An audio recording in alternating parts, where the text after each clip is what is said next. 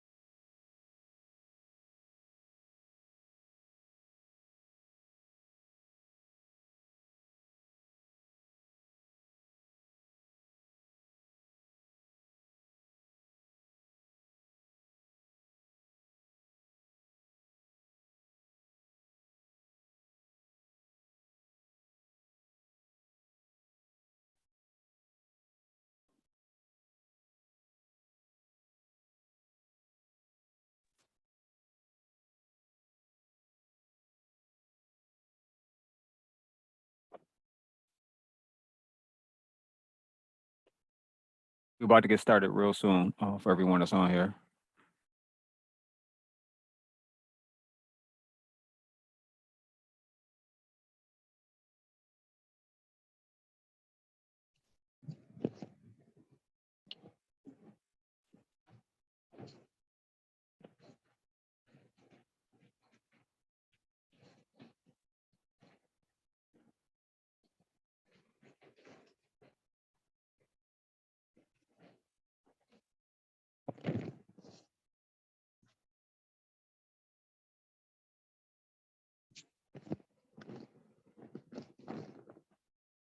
started in 2 more minutes, about 2 more minutes.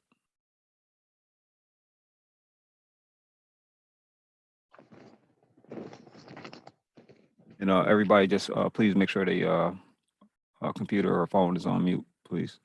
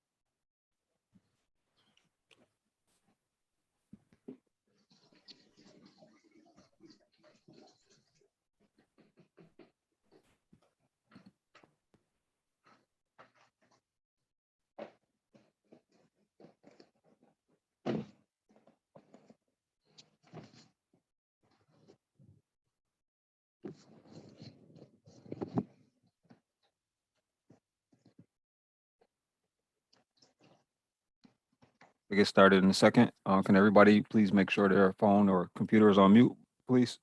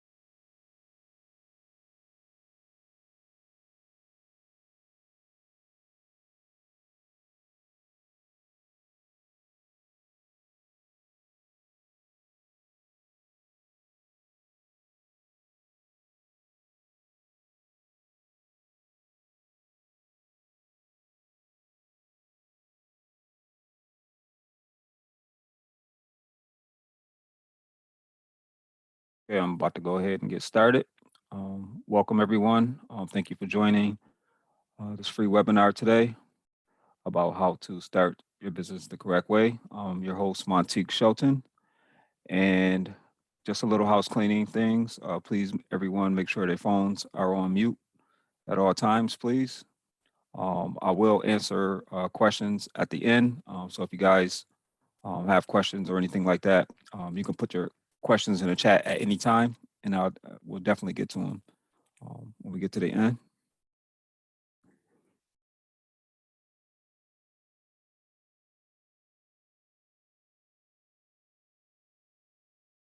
All right. So about me, for those of you that don't know me, I have a podcast, a couple podcasts, motivational speaker on multiple businesses from Buffalo, New York. I have over 20 something years in the financial industry. So I've done a little bit of everything in the financial industry.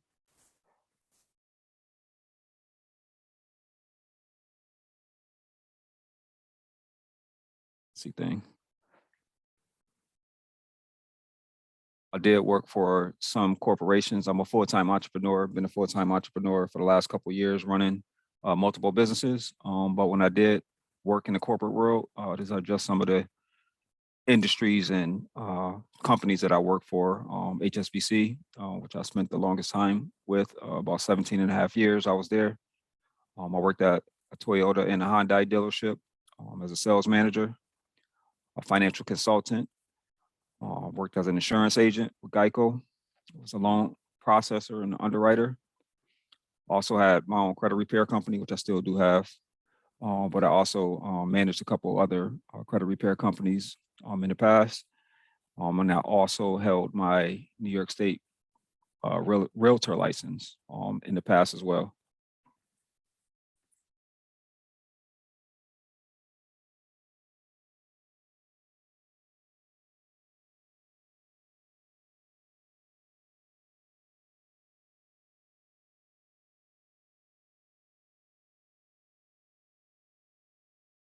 Today's podcast or webinar, I should say, is hosted by okgobuffalo.com and greenbridgefunding.net.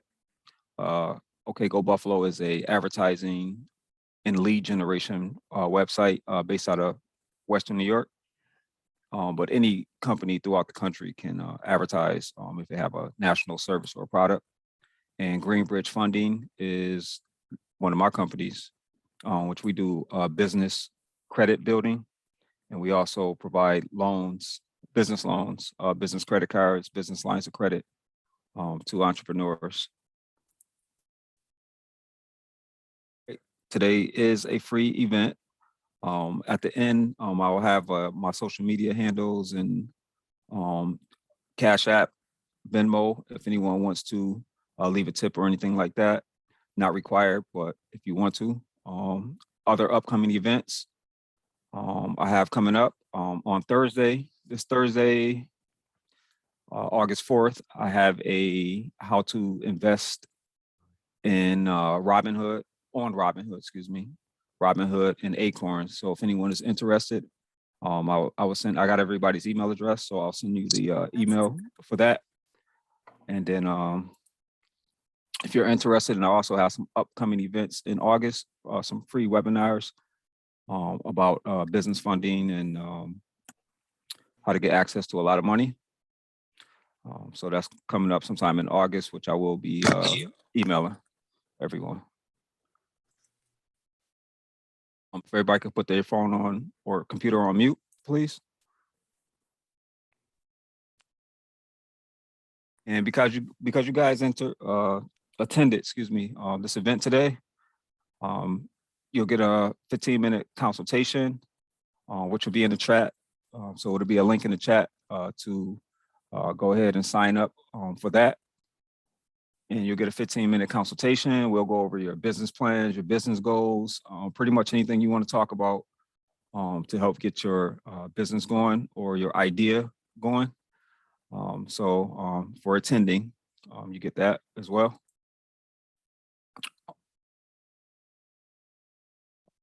A recording of this will be available starting tomorrow. If you want any information, just send me an email about how to get the recording, so you guys don't have to worry about taking notes. If you don't want to, you can just get the playback if you choose to, and you can take notes. But you know, it's pretty much up to you. And also, I decided to go ahead and give away a free gift today for those who come on the call and stay to the end. You'll have your choice of a inquiry removal kit, which it's basically a kit to show you how to remove things on your personal credit report, inquiries on your personal credit report that's not tied to open accounts. They can't be tied to open accounts. Like a lot of times people go to dealerships and things like that and have 10, 20 inquiries on their credit report. So this removal kit will show you how to get those off in 24 to 48 hours. And you also have a choice between that or so a credit dispute letter kit that I have available as well. So all you guys have to do is just let me know, send me an email, and let me know which one you want for those that do stay to the end.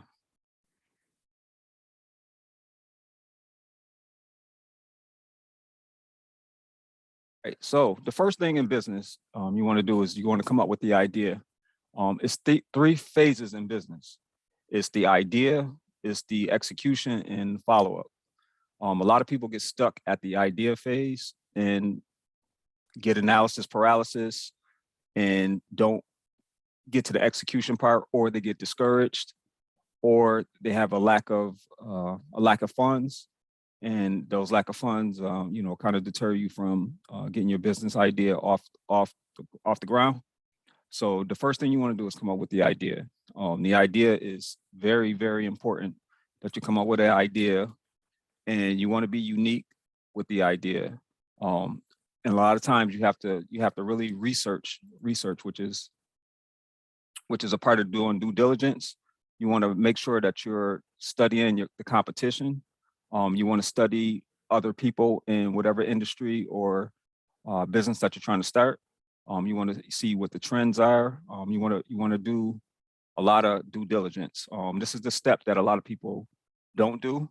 They just have an idea and they just go right in, or like I said, they have an idea and they don't do anything at all. So you got to research your competition. You got to figure out what your price point's going to be.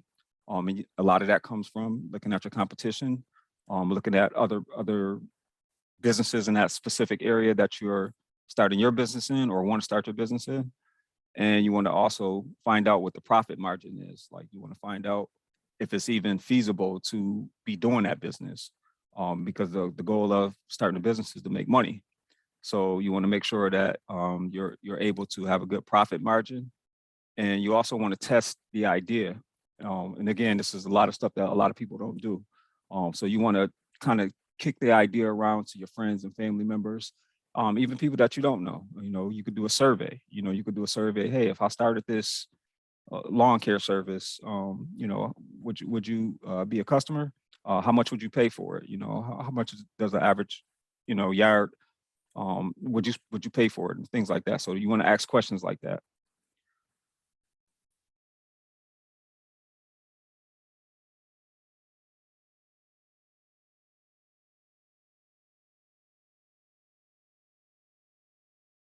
The next step is you want to figure out your startup capital and where you're going to get the funding from. Are you going to fund it yourself? Are you going to seek out investors? You know, are you going to try to get a loan? All of these things come with different things come with each one of these things. Like if you fund it yourself, a lot of people don't have a lot of startup money, and it definitely costs some money to get started. Definitely costs money to get started in any business that you run. If you seek investors, are those investors going to want a piece of your business? As far as equity, are those investors going to just loan you money? So that's all things that you have to think about. You know, a lot of times when you don't have money, you try to go get an investor, they might want a piece of your business. They might want a piece of your business. Sometimes it may be worth it. Sometimes it might not be worth it. So anytime you're looking for a partner, you don't want to just look for money. You want to, it's almost like getting in a relationship with somebody or marrying somebody. You want to have other things to bring to the table other than money. You know, is that person that's a potential investor? Do they have time to help me, you know, with my idea?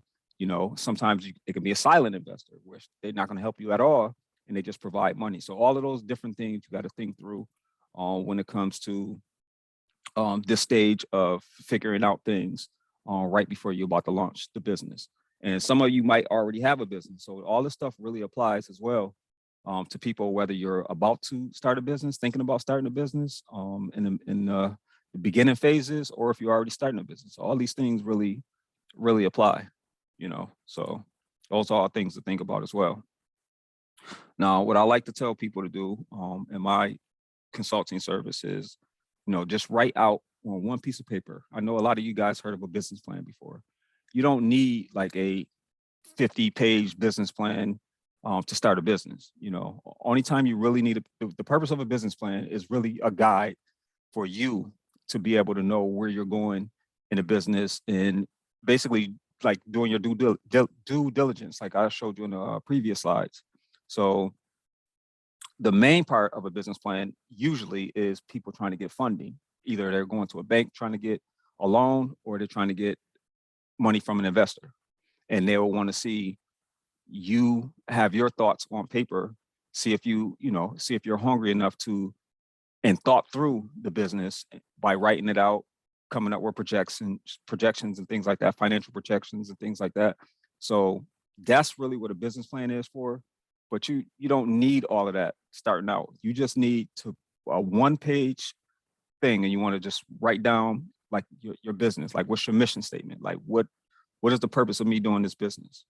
You want to come out with a marketing plan, like how am I going to advertise the business? How am I going to get my message out to people? And then you want to come up with a sales plan. Now, sales and marketing is two different things. A lot of people think they're the same thing. Sales, excuse me, I went back, sorry. Sales is your interaction one-on-one with someone. Marketing is just advertising or promoting your business, right? So when you market your business, for example, Facebook ad, you do a Facebook ad, right? That's marketing. When you start to get prospects or leads in, now you're one-on-one with someone once they come to your website for a free consultation or a phone call or an email exchange. That's your sales plan. You know, how am I going to sell? Like it's called a sales process. Like, what is my sales process? What am I going to do? Like when you talk to someone, you talk to a prospect, and they say, "Oh, I'm not interested." What's your plan to follow up with that person? So that's what a sales plan is. Marketing plan is pretty much, like I said, Facebook ad. It could be a Google ad. It could be ads on YouTube.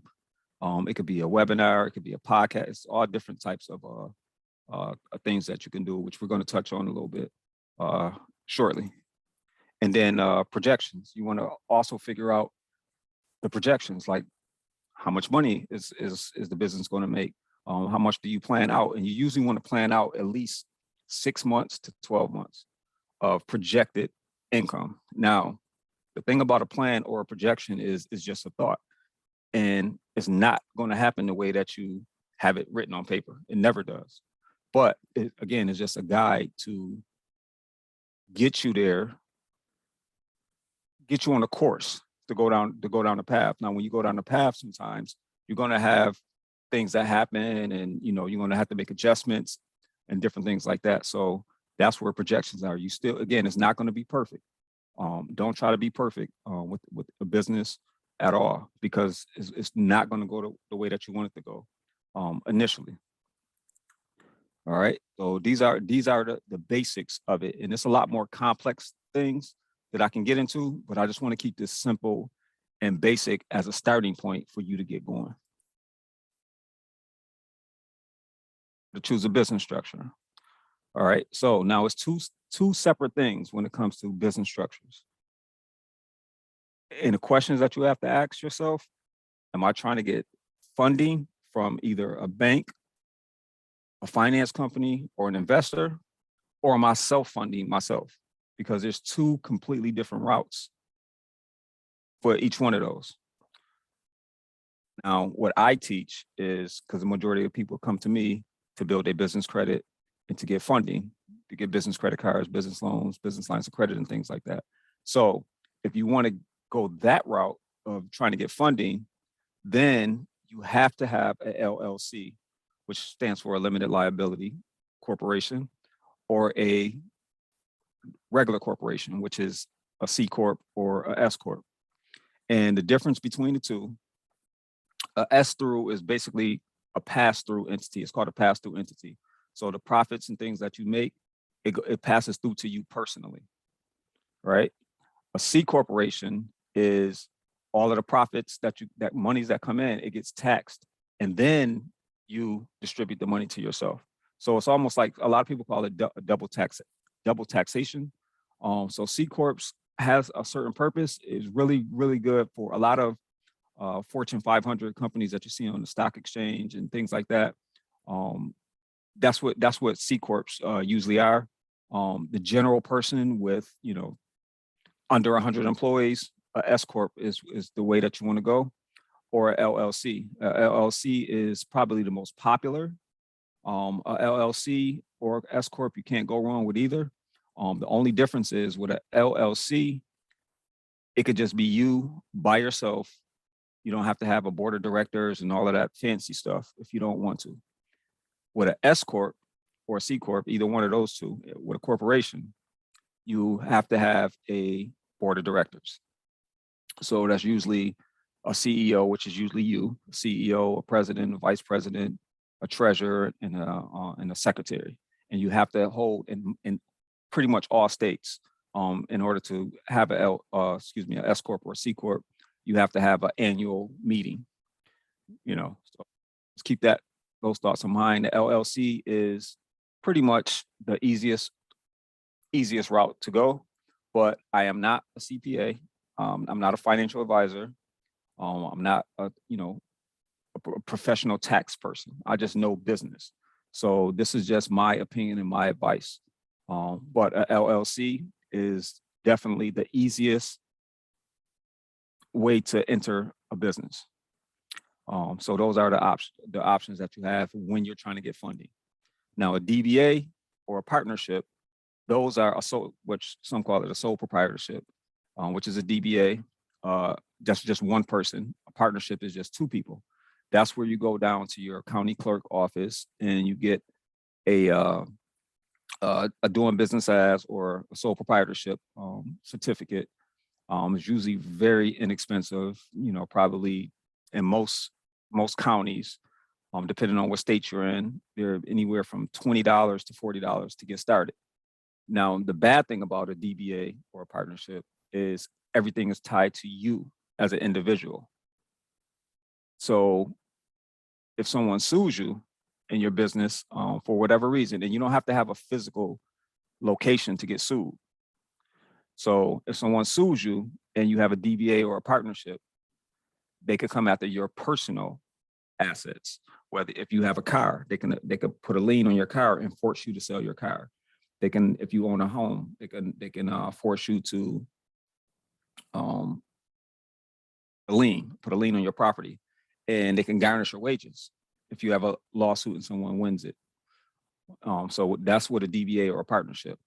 And also the other bad thing about a DBA or partnership is you can't get business funding. No banks are going to give you any funding at all. But with an LLC or a corporation, you could get funding. If someone tries to sue you, that's fine. You can just simply close that business down, take the money out of the business account, and start another business. And there's nothing there for them to sue. But again, I'm not a CPA or a tax person or a financial advisor. So, that's just my opinion.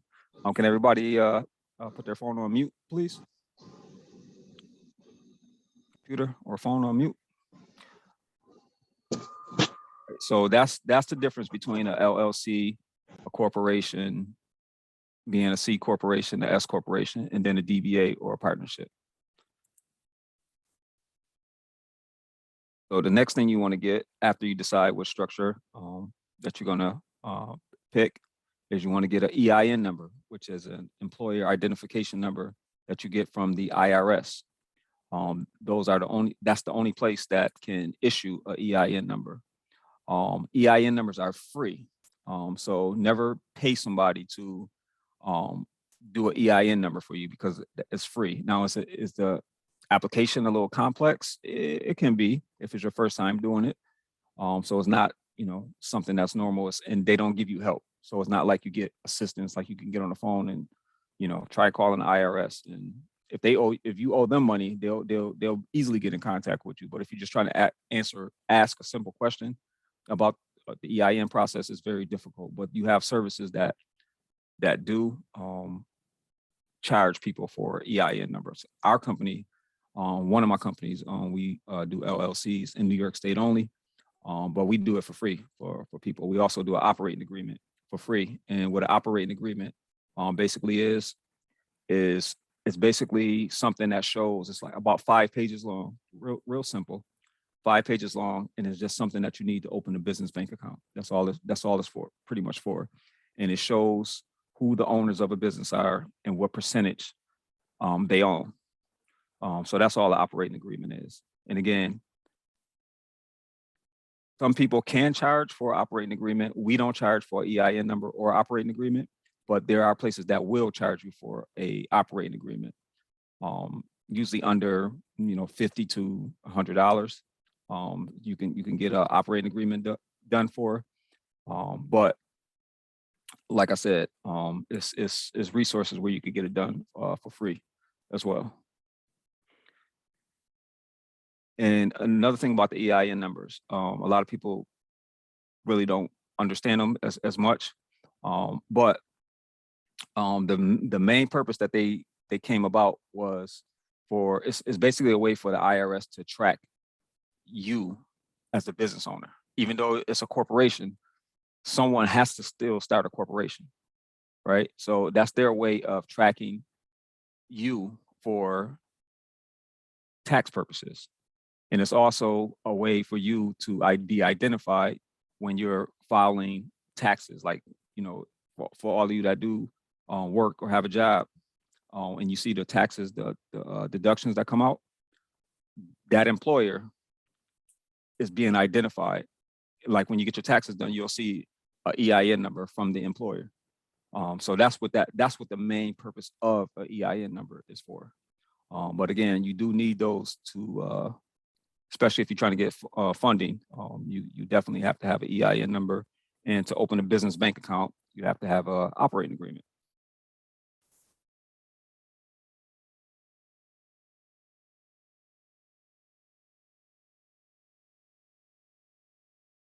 Logo. Logo is an important part that people skip over, but you definitely want to have a logo. You want your logo is something very professional that makes your business stand out.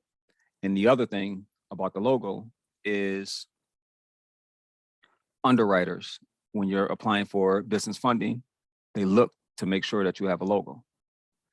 They want to make sure that people looks professional, and there's a lot of scams out there.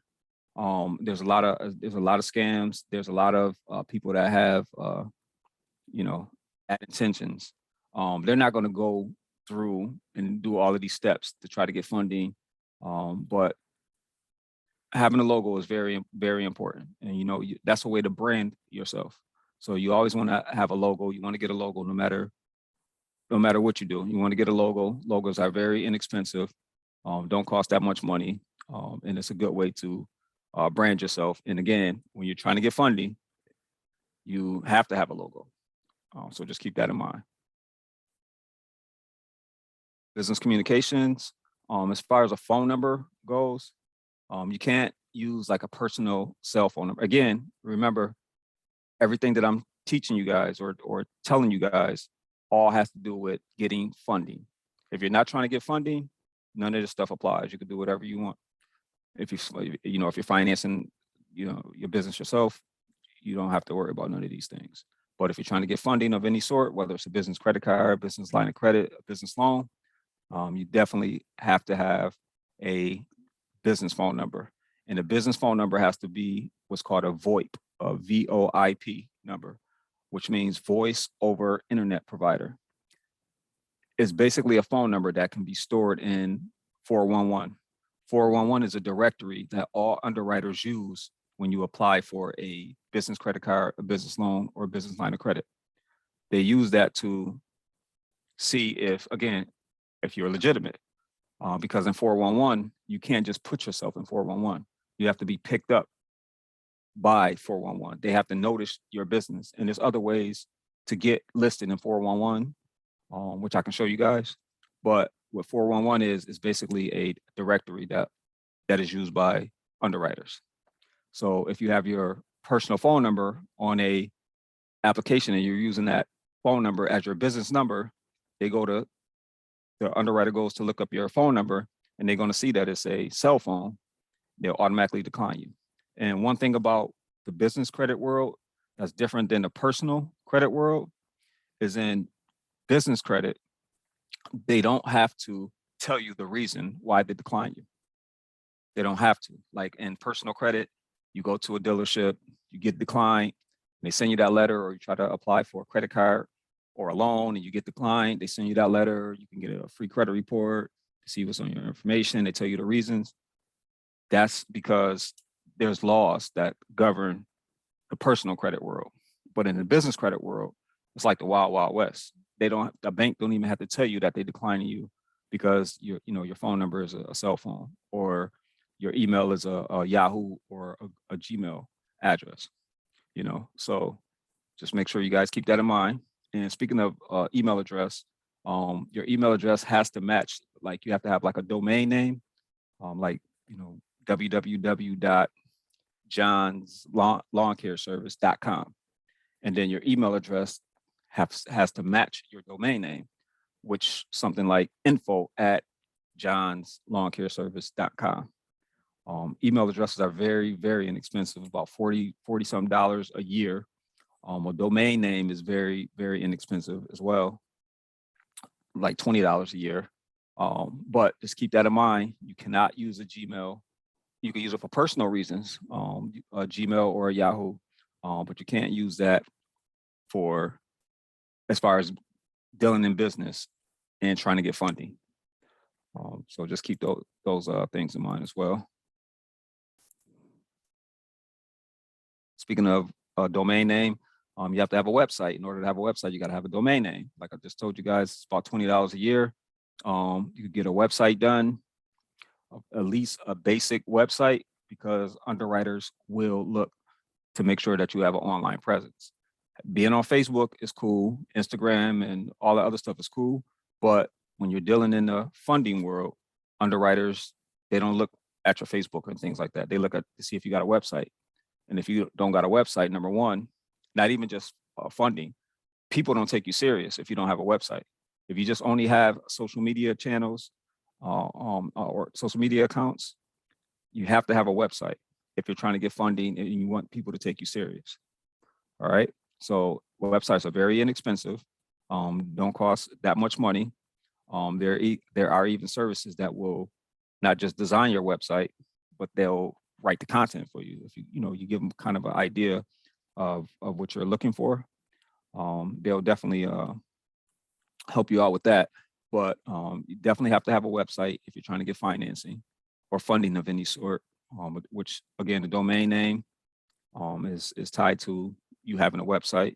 And then a web hosting service is every single website that's on the internet that you go to all have a web hosting service. Web hosting services usually are between $15 and $40, a month, depending on what type of website. If you got just a basic website, it's going to be closer to that $15, $20 a month mark. If you have like an e-commerce website where you sell products, or let's say you have a clothing website or something like that, it'll be a little bit more monthly, closer to that $30, $40 mark for a web hosting service. Business bank account. That's another thing that you have to have when you're getting funding, because they will request that information from you. And like I told you guys before, you have to have an operating agreement to open a business bank account with most banks. Not all, but majority of banks and credit unions, you have to have a business bank account. So you want to have that business bank account to separate yourself from your business. So that's pretty much what a business bank account is for. And it's also good as well for you to show that, that you are responsible and that you can handle finances. Even if you don't even have to have a lot of money going through your business bank account, just having it is a big step, so you definitely want to have a business bank account if you're trying to get funding.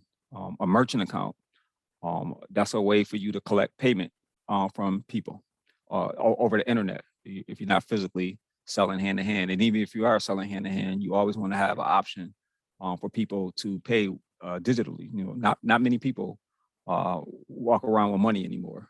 Not many. So you want to have, whether you're selling things hand to hand or you're selling things over the internet, you want to have a merchant account set up. And a merchant account is basically PayPal. Like you can have a business PayPal account, a Square account. Those are merchant accounts. And then they have more traditional merchant accounts. If you're getting into like e-commerce, like the selling clothing or shoes or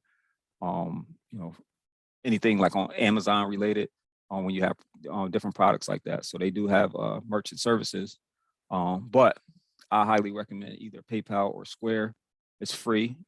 It doesn't cost you any money, and they basically pretty much charge a transaction fee. So the transaction fee is usually about 3%. So for every $100 you charge somebody, they make their money by charging you that $3. So that's basically what a merchant account is for. And again, you need that in order to get business funding. Business credit. Business credit is not difficult. It's just a lot of information, and it's a lot of information out there. But I'm break it down to you guys in the simplest form that I can say. What business credit is in the personal credit world, let me explain the personal credit world for those of you that don't know. Your credit scores is basically based off of a FICO score. A FICO score is used by 90, I believe it's like 92% of all lenders use a FICO score. And FICO comes from Fair Isaac Corporation, which invented the FICO score. So a FICO score has competition. And like I said, 92% of banks, mortgage lenders, credit card issuers, car loan places, they 92% of them use the FICO score to make their lending decisions. Then there's about 8% that use what's called a Vantage score, which you guys might be familiar with if you have a Credit Karma account. Credit Karma credit reports are utilized with a Vantage score. Now, a Vantage score has a completely different model. So your Vantage score, you can go on Credit Karma, which will show you your Equifax and TransUnion credit reports. And you might have a completely different credit score. Like let's say you have a 600 credit score on Credit Karma, your TransUnion, and both of them, the TransUnion 600 and the Equifax is 600. You go to a car dealership to get a loan to go buy a car. They run your credit and they tell you your credit score is a 520. You're like, you know, my credit score is not a 520, it's a 600. You pull up your Credit Karma trying to show the dealer or the the salesperson or whatever. That's because it's a FICO score that the dealership is using, and Vantage score is what you see on Credit Karma. So but again, 92% of lenders use FICO scores. So just keep that in mind when you're looking at your Credit Karma and things like that. Those are not, I'm not gonna say they're not real scores because they are used for certain 8% of lenders, but majority of lenders don't look at FICO scores. The only place you can get a FICO score from is from myfico.com. That's where you can get your official FICO scores from. And speaking of scores, there's on your personal side, you literally have about 28 to 30 credit scores. A lot of people don't know that. It's not just one score that you have, even with FICO.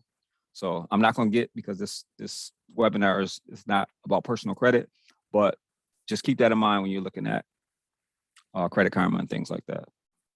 Now, also in the personal credit world, the FICO score goes from 350 to 850 as a credit score. A Vantage score goes from 300 to 900. All right. Now, in the business credit world, you have the biggest credit bureau is called Dun & Bradstreet, Arian Corporate, and Equifax Corporate. There's no TransUnion on the business side. And the business credit scores are from 0 to 100, with of course 100 being the best. All right. So that's the business credit world, is 0 to 100. Now, the reason a lot of people get turned down, you may have know some people personally that try to go to a bank to get a SBA loan or any type of funding. When you first start your business, you don't have a business credit score at all. Your credit score is a 0. So you have to be able to build that credit. Now, how can you build something if most people are not going to just give you $10,000? You go apply for a business credit card because you don't have any business credit. It's not nothing to do with you or your business. Is you just don't have no credit established, so they don't trust you. So what my company does is we have a business credit building program where we basically get someone's business credit score to almost like the equivalent of a 700 credit score in the personal world in 3 to 5 months through our business credit building program. And the good thing about business credit is you can have horrible personal credit and it doesn't affect your business credit. It has nothing to do with it, because all these business places, they ask for your EIN number, or they'll ask for your DUNS number, which is a Dun & Bradstreet. That's their version of, like your social security number that generates your business credit score. All right. So that's the simplest way that I can put it. It's a lot more to it, but just keep it in mind, it's a 0 to 100. And the goal is to try to get your business credit score to about an 80. Once you get to an 80, what you can get to in 3 to 5 months, if you're like really on the program and serious and not taking breaks and things like that, you can generate that very quick. And once you get an 80 business credit score or higher, now you can go and get business credit cards. And in the business credit world, when they give you credit cards, it's not no $300 limit, $500 or $1,000 limits. Most business credit cards start out at $10,000, you know, and they can go up to $1 million. Not that you're going to get $1 million like right out of the gate, but in the business credit world, the limits are super high. All right, but you have to have a 80 credit score or higher to even be in the conversation, to even, you know, to even try to get it, you know. So just keep that in mind. Like I said, we do have a business credit building program, on which I had information like at the end about. And the other thing about the business credit world is your personal credit is actually tied to it as well. And the goal for your personal credit, you want to get to a 680 in the personal credit world. All right, FICO score. You want to get to a 680 FICO score. Now, like I just explained to you guys, it takes 3 to 5 months to build your business credit, regardless if you have poor credit or not. However, if you have good personal credit, meaning a 680 or higher, now there's programs, a ton of programs where you can start your business, not even have a business credit score yet, and you will be able to have access to 10 to 150,000 just like that if you got a 680 credit score. They make you do what's called a personal guarantee, where they'll give you the money, but they'll just make you, you know, sign basically saying that if you default on this loan, it'll go on your personal credit report. But when you get the loan, it doesn't go on there. It only goes on your personal credit if you default. All right. So if you guys have a 680 credit score and you start an LLC today, for example, you could get access to 10 to 150,000. Now, the limits are going to depend on your personal credit limits. So the way that they do it is they'll look at the highest credit card that you have. For example, let's say you have a credit card with a $10,000 credit limit. They do 5 times whatever the highest limit you have. So if you have a $10,000 card, you'll get approved for $50,000. It's that simple. If you got a $20,000 credit limit, that's 100,000 that you're going to apply for, but the max is 150. So it's between 10,000 and 150,000. And the other cool thing about the business credit world is, let's say you were interested in this program that I'm talking about, where you could just walk in with a fresh, brand new LLC that you just started yesterday. You don't have to have a 680 credit score. You could have a credit partner. It could be a friend, family member, partner. It doesn't matter. They don't care who the person is. If they have a 680 credit score or higher, you can use them as your credit lending partner. You know, so that's another beautiful thing about the business credit world. But the goal for you personally should be to get to a 680 credit score. Now you could get through that by having services like credit monitoring services, like Credit Karma is one. But again, Credit Karma, you only see 2 of your credit reports. But there's other credit monitoring services that will show you, like score simulators. Like if you pay this down, your score go up 13 points. If you pay this off, it'll go down. If you dispute this thing on your credit report and it comes off, your score will go up. So you want to get more advanced credit monitoring services, again, which will be in the links. I'll have some in the links at the end. You'll be able to see all of those things. And again, you'll get an email. Everyone on here will get an email with those links, other stuff that I'm talking about as well. So you want to definitely have a credit monitoring service, and you want to shoot to get your credit score to a 680. Now, when you start to market, promote your business, some basic platforms that you want to be on. You don't have to be on all. I recommend you be on ones that you're comfortable with being on.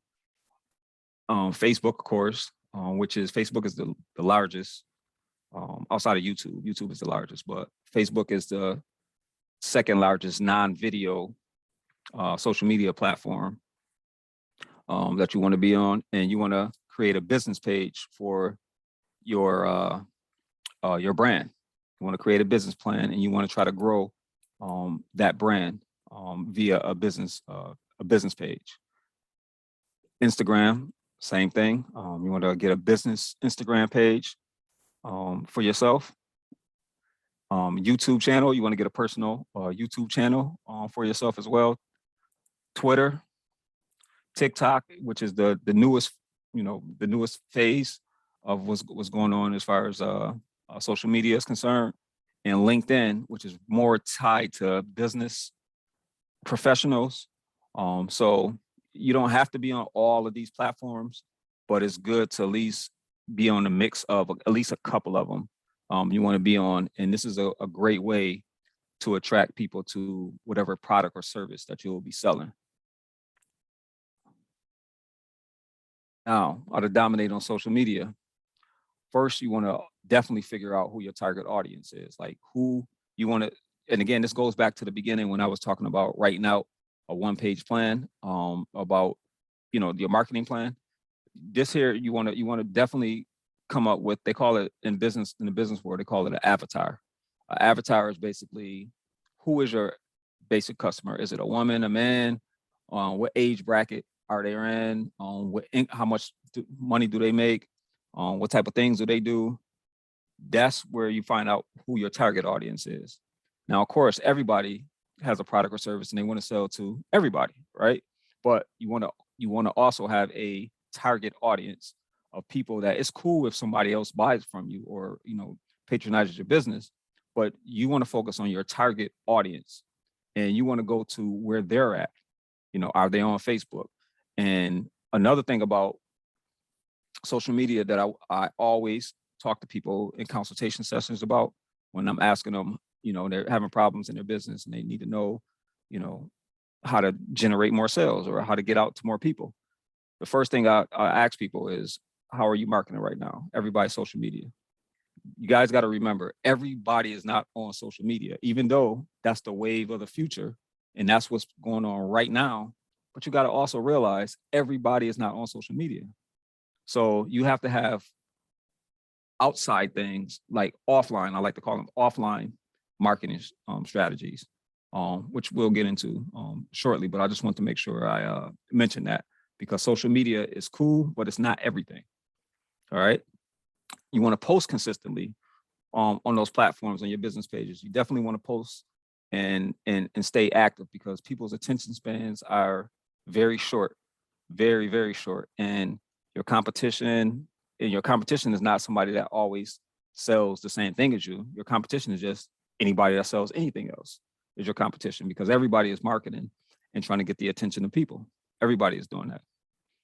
All right. Interact with your audience.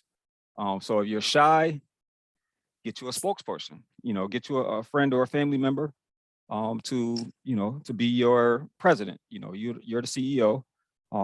But if you have a passive or don't like to talk to people or don't like to quote unquote sell, then you want to compensate that by getting somebody that's your front person that's not afraid to talk to people, that's not afraid to sell to people. And they also have services that you can utilize. They have virtual assistants that you can get that will make sales calls for you or answer the phone for you and different things like that. So you definitely have to interact with your audience. People want to know that you're authentic. They want to, they want to know that they're not just dealing with like a big corporation or like a machine. They want to deal with people. People like to deal with people, so you definitely have to interact with people.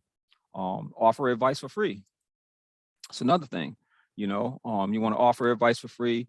Don't try to charge people for every single thing. You want to give away you want to add value.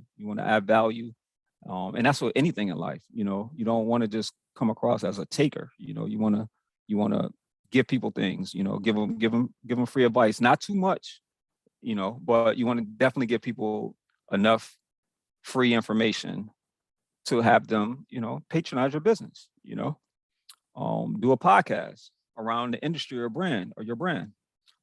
Again, this is for people that's a little bit more outward, but you can do a podcast. And a podcast don't have to be a video either. There's services where you can do an audio podcast if you don't like the attention or like to be seen, or you get nervous in front of cameras and things like that. You can do an audio podcast, so it don't have to be a video podcast,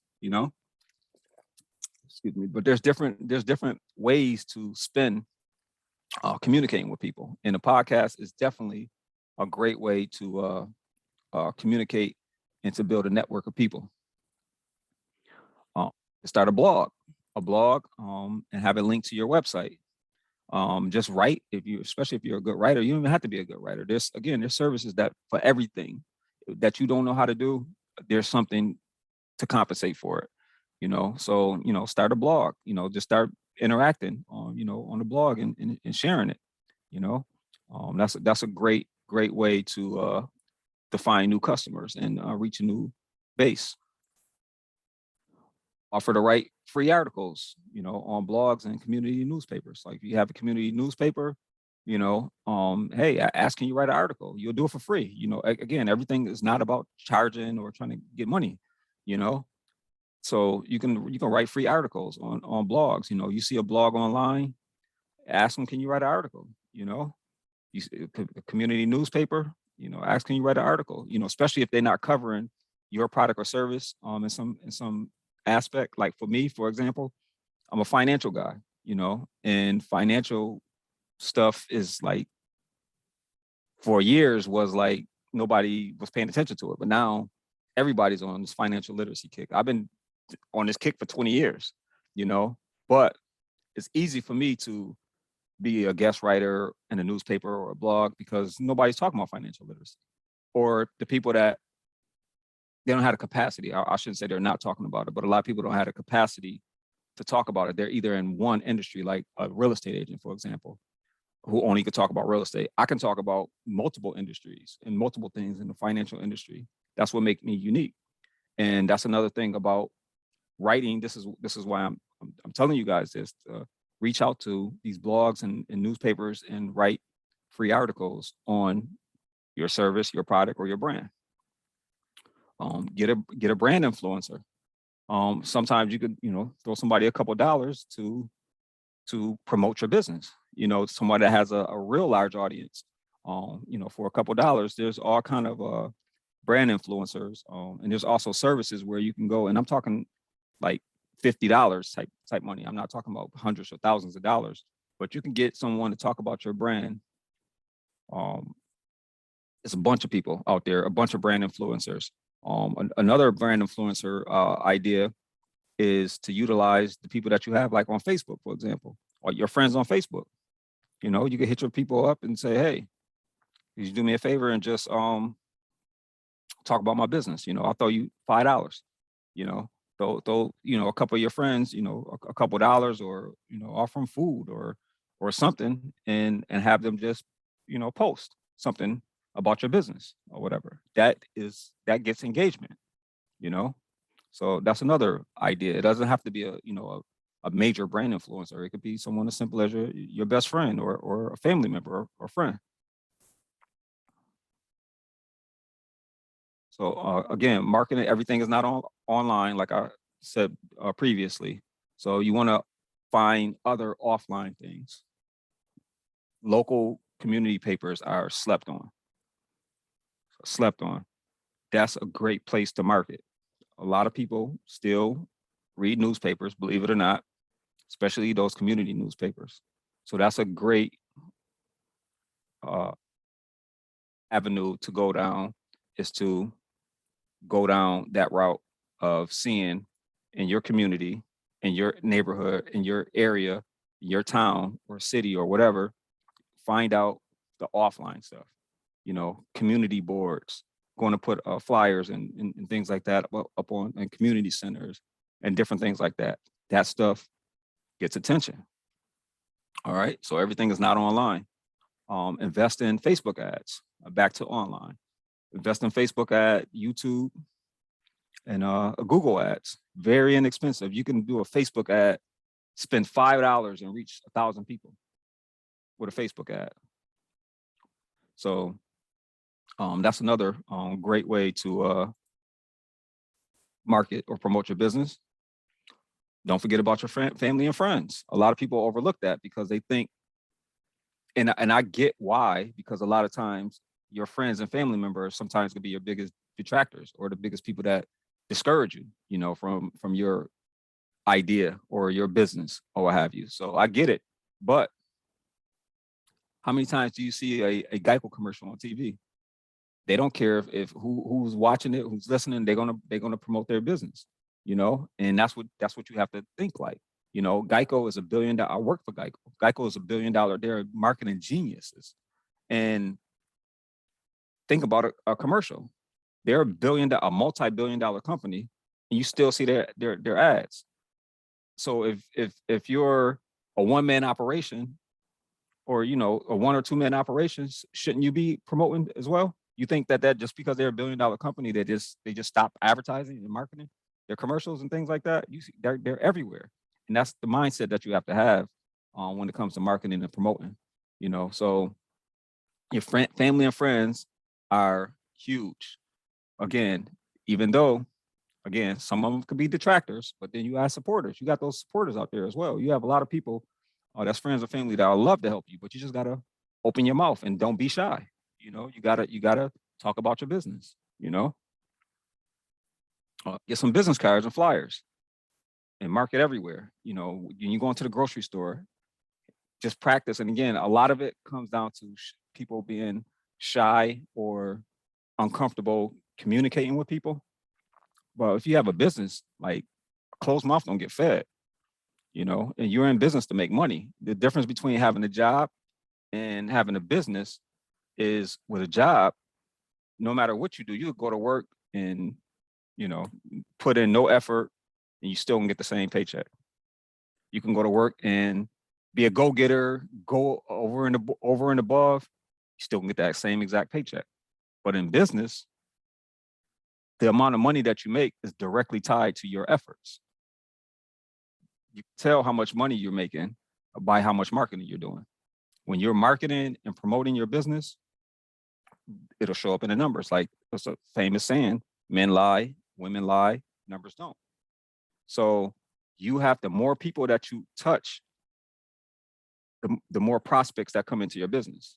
But if you're not talking to nobody, you're not handing out flyers or business cards and family members and friends and doing all these other things that I'm telling you guys, it's going to show up in your numbers. You're not going to see any results, So you have to come out again. If you are shy or you are uncomfortable talking to people, partner with somebody. Not as far as like giving them equity in your business or anything like that, but I mean, find somebody that is not.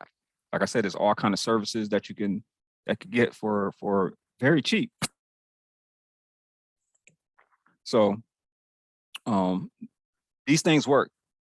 But they have to be in conjunction. And again, that's why you can't just do one thing. You can't just go on or just do a Facebook ad and just expect everything to happen. You can't just go offline and expect everything to happen. You can't just talk to your friends and family members. Expect all these things have to be done in concert with each other. It have to be in multiples, and you have to have like they call it guerrilla marketing. You have to have a guerrilla marketing, mindset when it comes to business.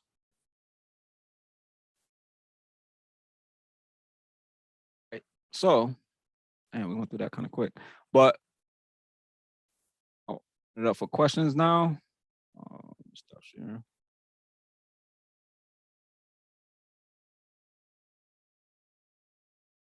Second.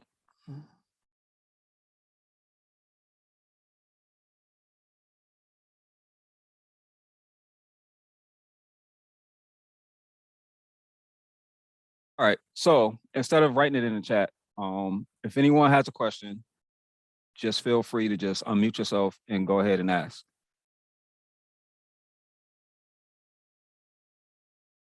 Shy.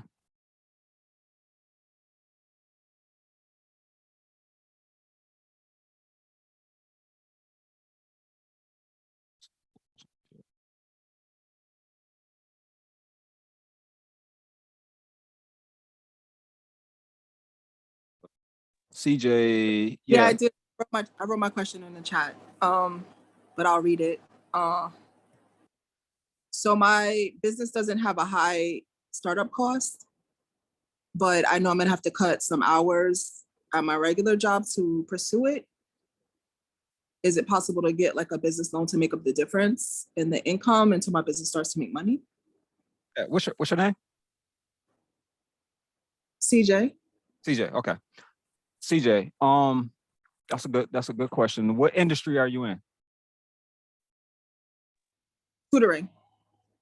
Tutoring. What type of tutoring? Is it like children or?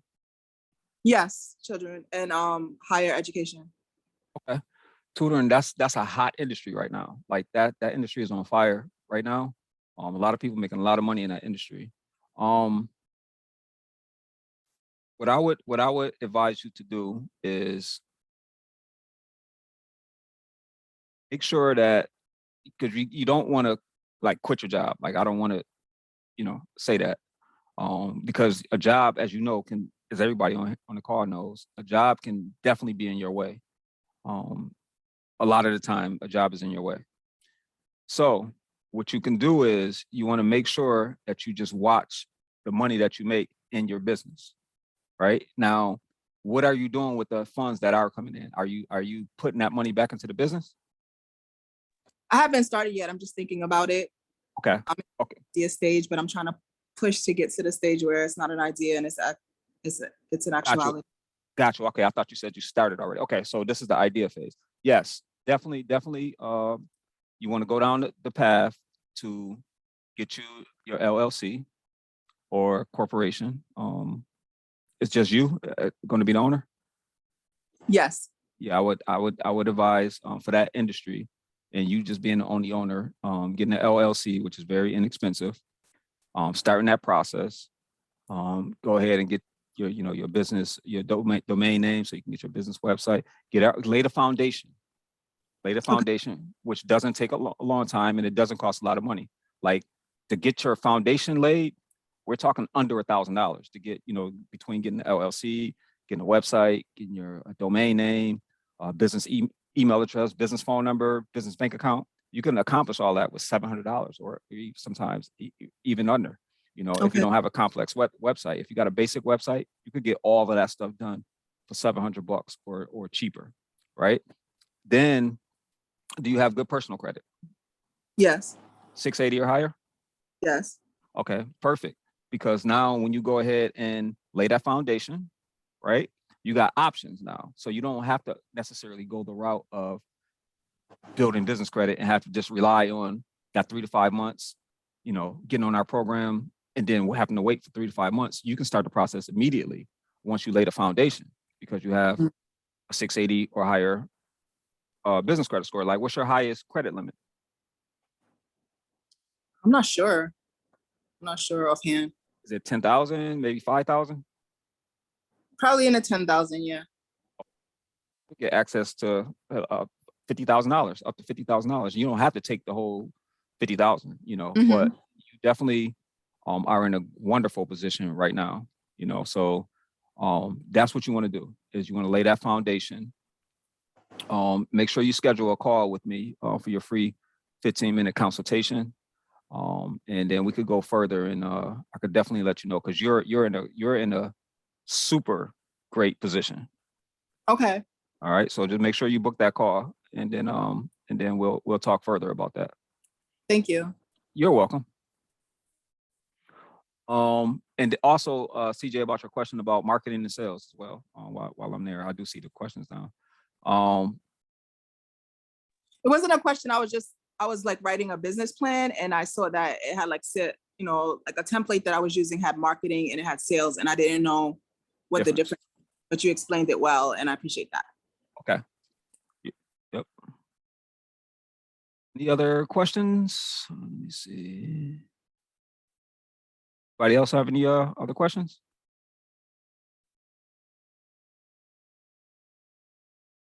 I'm gonna put this info up so everybody can see the links and stuff that I was talking about. Just give me 1 second.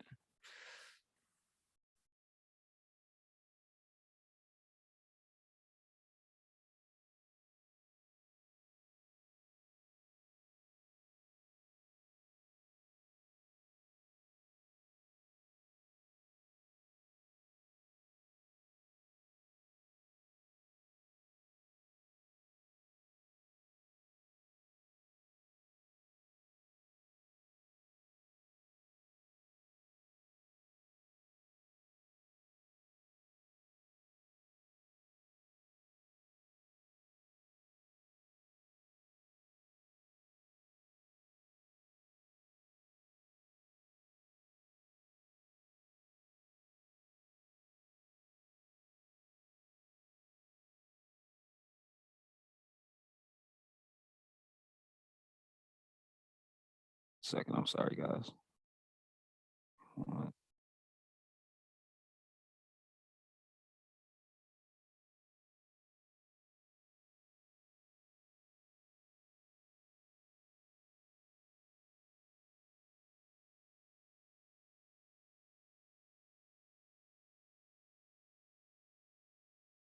Also, while you guys are waiting on me to pull this up, for everybody that's on here, if you guys could just put in the chat, which one of the two, the credit inquiry removal kit that you want, and these are things I sell for $47, guys. So you're getting them for free, or one of them for free. So if you want the credit repair letters, just put that in the chat. And if you want the inquiry removal kit within to get those inquiries removed in 24 to 48 hours, that to you later on tonight or first thing in the morning.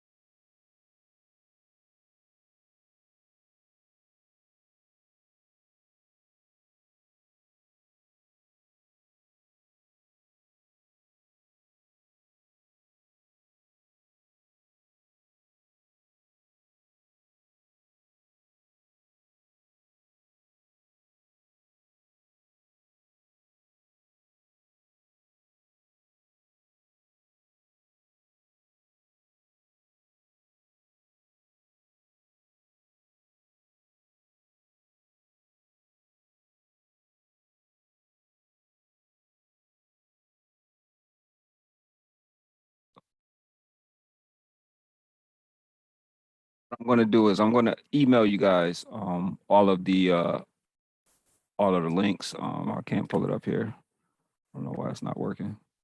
So I will email very shortly everyone all of the links of all of the things that I talked about, whether it was setting up your LLC in New York State, setting up your LLC in another state, business phone number, resource where to go get that VoIP number that I was telling you guys about, business email address, all of those different resources. I'll be emailing out to everyone, have everyone's email address. So if you don't have any more questions, I appreciate everyone for showing up, and I will be emailing you about upcoming events, and I'll also get that list out to you, and just let me know, email me what everyone wants as their gift.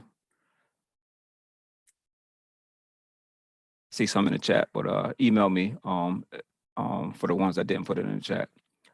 Thank you guys, and have a great day.